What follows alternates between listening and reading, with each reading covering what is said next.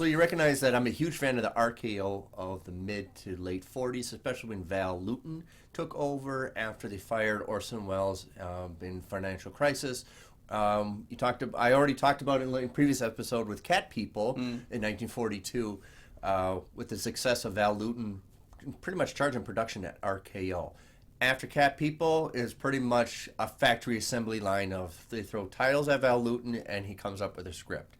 And the titles they come up with pretty much reading tabloid like newspaper articles. And one of them was I Walk with a Zombie. They gave that to him like make a story out of that. And thus came what I considered Val Lewton's masterpiece of all the films he did with RKO. Yeah, I mean it's fair. He kind of started what we would see with the Roger Corman and with like Charles Band, which is I got a great title. Now let's find a movie. Yes. So do we find a good one? Let's find out. Let's find out.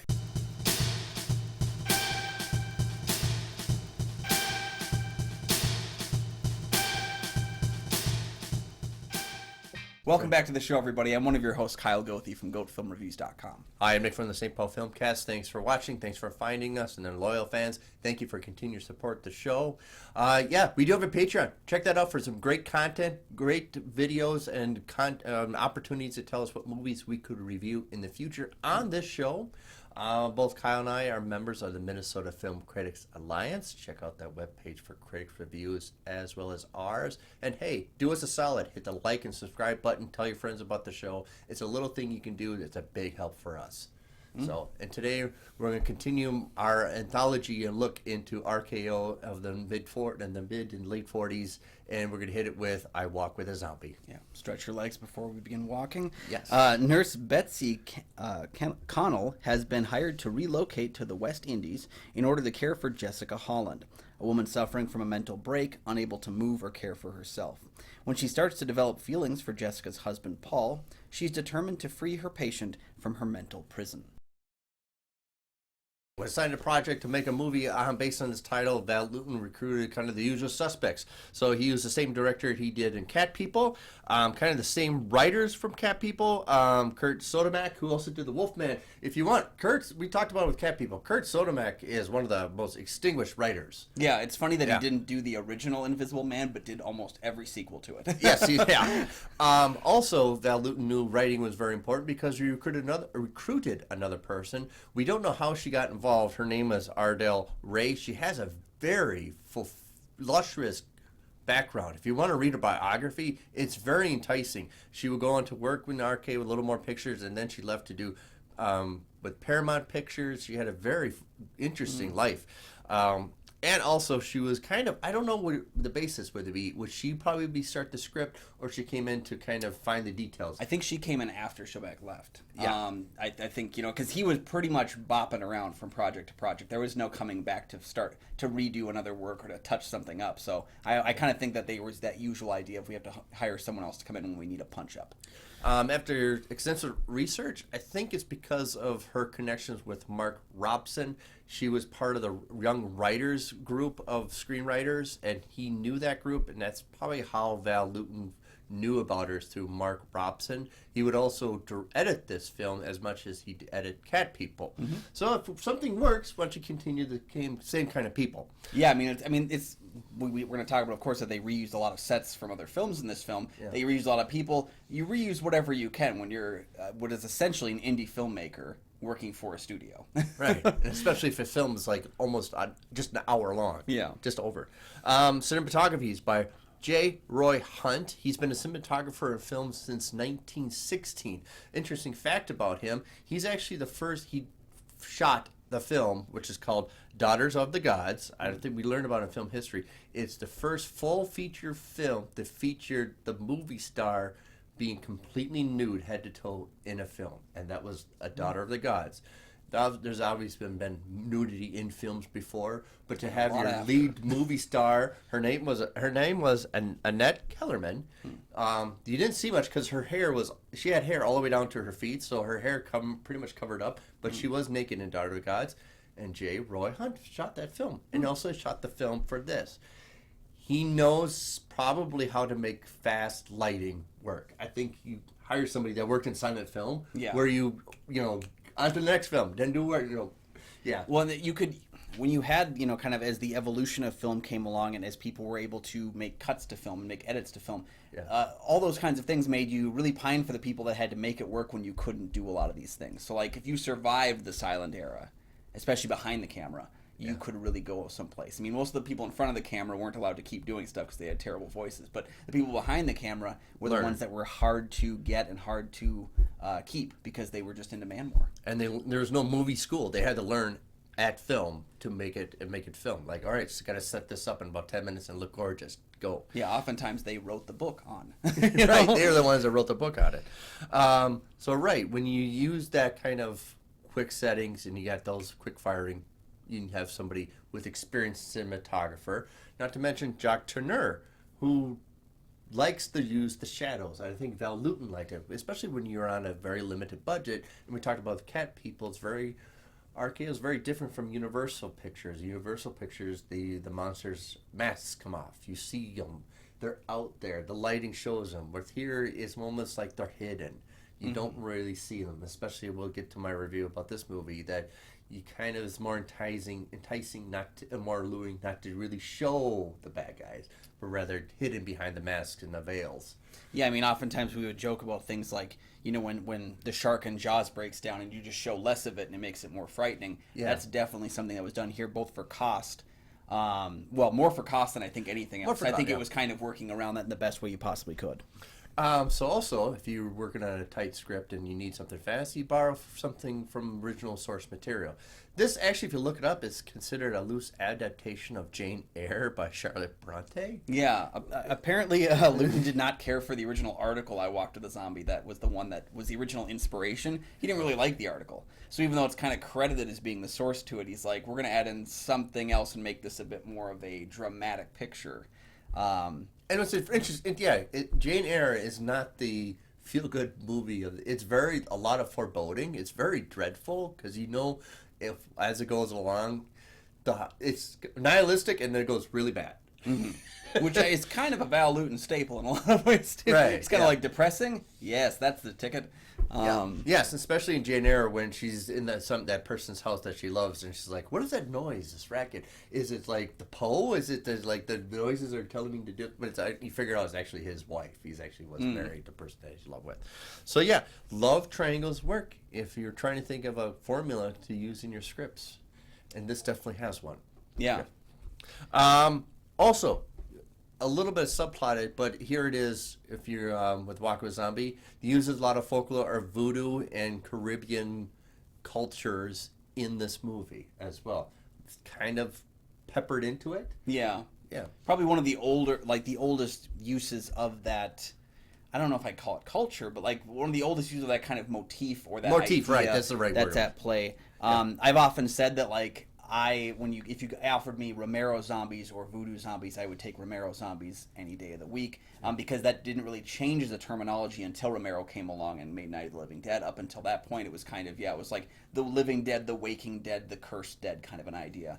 And it's not something that I've been that big on because I don't see it done very well. And specifically, one of the films I call out that I think does a really poor job of dealing with voodoo kind of zombies is a movie called Ritual, which was the third Tales from the Crypt film, which was actually a loose remake of I Walked with a Zombie. Oh my God! I'm gonna have to see that. I don't think you I've don't seen that have to see it. Okay, you don't have to see it. It'd be interesting. And peppered with it, you have the statue of Saint Sebastian. We'll get into a review of the importance of Saint Sebastian, but usually, if you interject the story of Saint Sebastian, he was a martyr for Christianity, but the way he was executed, he was tied to a tree, and the executioners were able to shoot random arrows.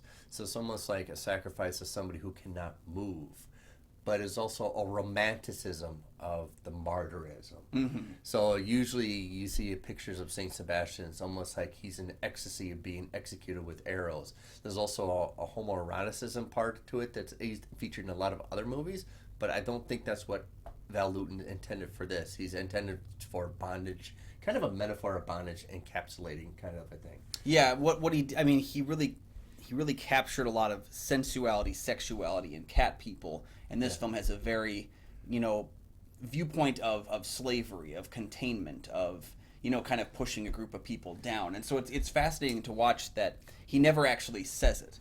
it's pretty much all subtext in both of those films. You Right. know, there is no nude scene in the original Cat People, but there is that idea of the nude. She turns to a cat that, when you she know? gets her nethers twitched. Yeah. Right. And Just here is twitched though. right, yeah. And here it's when the revealings of things how you are confined that the zombies come out. Yeah. Yeah. It's very interesting when we get to my review that the arrow that's planted into the Saint Sebastian statue becomes a pivotal point of the movie. So yeah, I love those motifs that we're in paradise, but it's also hell at the same time.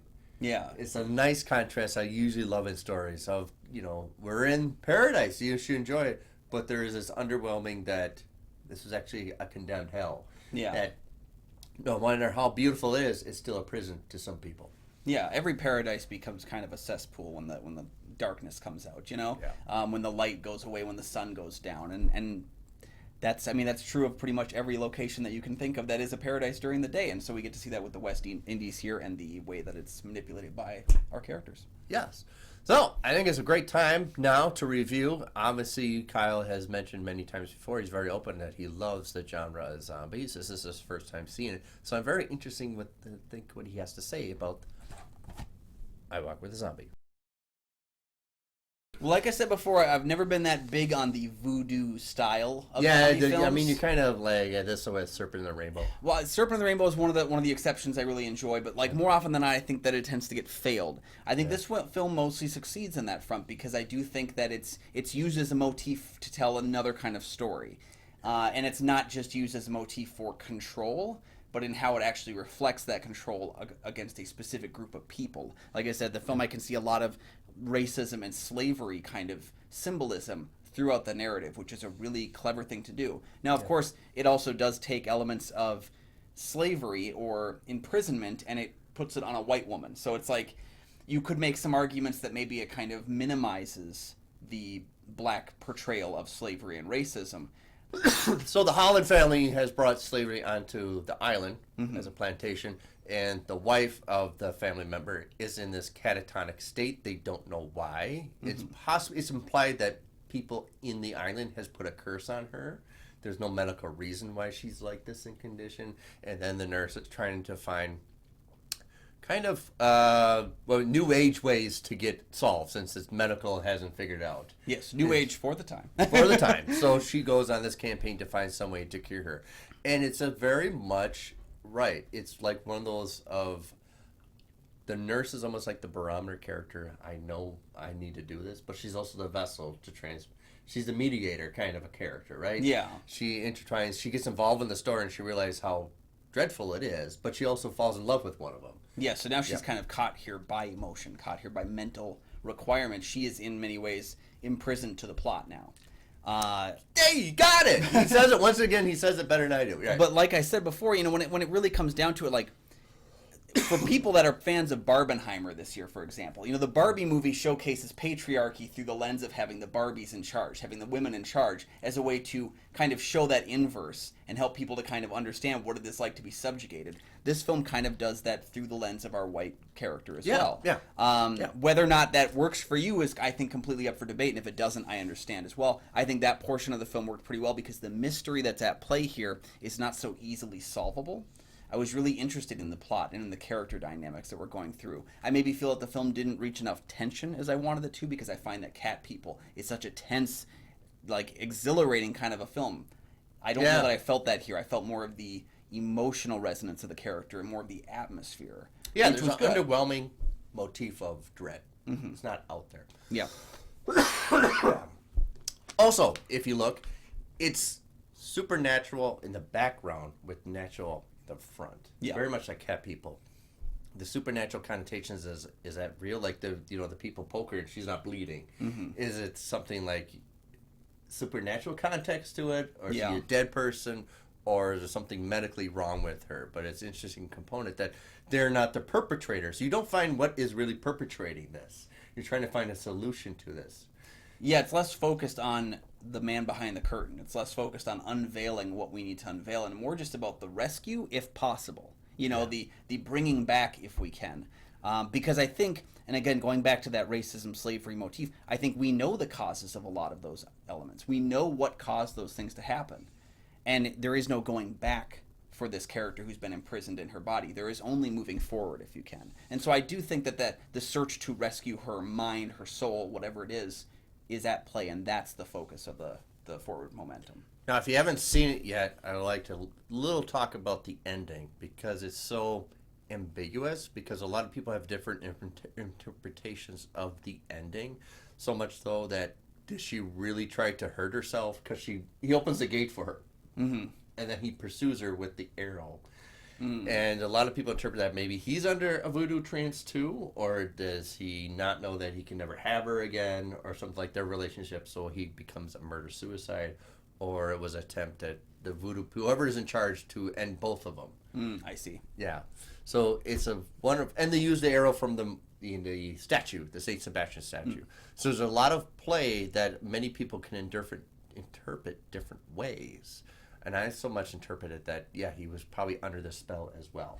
Yeah, I took it as very, very literal in that case. I can see why that portion of the film would have its viewpoints and have its symbolism to it, but I think in the absence of trying to put too much of yourself into the film, looking at it from a purely literal perspective, I saw it as him kind of being imprisoned in the same way. I also thought to myself, when you look at any kind of horror story like this from the 40s, especially put to screen, this was still a new medium, a new format for people. And I think if you showed on screen the idea of dealing with literally crossing the threshold into death and back, would cause almost anybody to lose their sanity. Yeah. And I think that we were dealing with that, from an H.P. Lovecraft perspective, there was a lot of those kinds of stories and stuff of Arkham and that kind of thing about people losing their sanity when they confront something that's unimaginable. That's kind of what I felt was at play here as well, was someone who's literally fracturing their ability to, understand what is real anymore.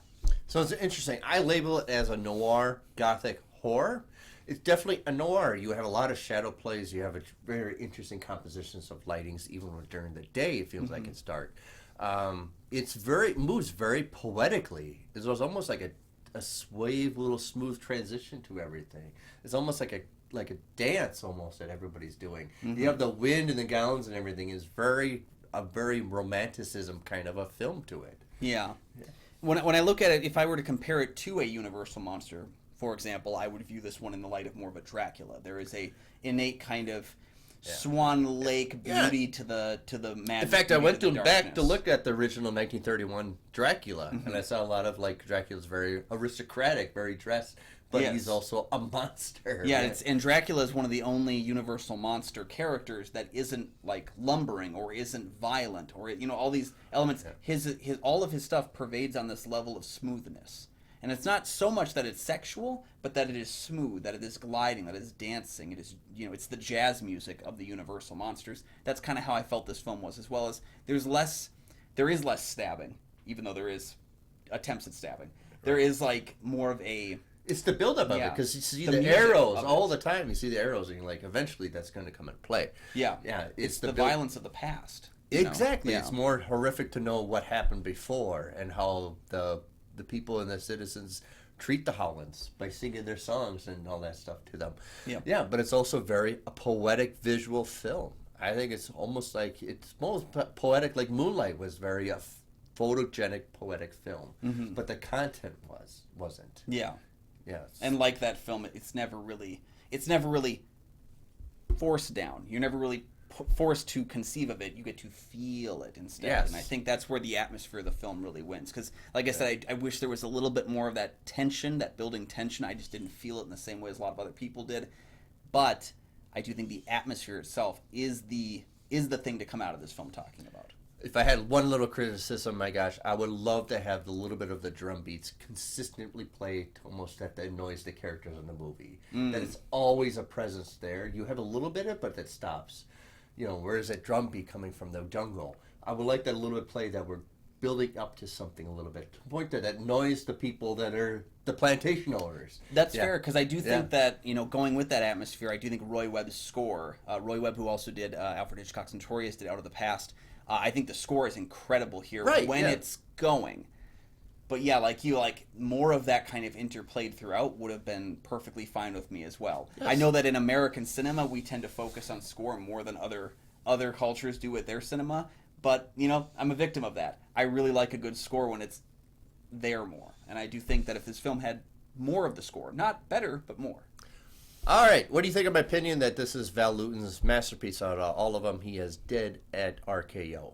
I still lean towards Cat People. Yeah, I know. There's no part of me getting out of that. But Right. Yeah. this is where you come in and tell us that we're both wrong and it's something else. Yeah, we got many more to choose from. Yeah, so We'll let us continue. know your thoughts on I Walked with a Zombie. Have you ever walked with a zombie? Give us your experience down below. Yeah, in a couple months, I promise you, we'll get to Seventh Victim. I'm still holding out hope for Leopard Man. I'm gonna make you do Leopard Man. You're gonna have to, all right. But join the Patreon maybe to let us know which one to cover next. Yeah, that's those are the three that came out of 43. Leopard Man, this one, and then the Seventh Victim. Practically out of trilogy then. Yeah. While you're down there, please like and subscribe. Yeah, to do help it. support the channel immensely. And thank you guys for joining us Keep once the again. conversation going. Yeah, Yeah. thank you for joining. And you can find all my film reviews, including the 31 Days of Horror, which are back yet again over at goatfilmreviews.com. You can find my show, the St. Paul Filmcast, anywhere if you find podcasts. I can't talk today. Did you put a curse on me? I think you need a walk.